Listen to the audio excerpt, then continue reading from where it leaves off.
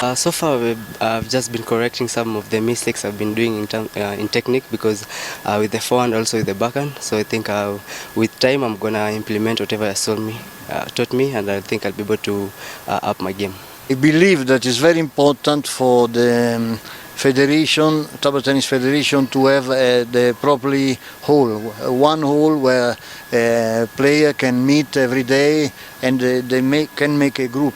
Because if they train in different gym, is no good. Like if they stay in one place, they know at what time they can train, then they can train every day. So it's not easy to change place, move the table from one place to another place. So I believe the table tennis can grow very well if they will find one hole for them, just for them, yes. Seeing the kind of tremendous work that he's doing. It's true that the young ones can only be changed at that early age. A tree can only be changed, it is incorrigible when it is young. And I quite followed his statement, and that is why we have decided to bring our young ones here for this training.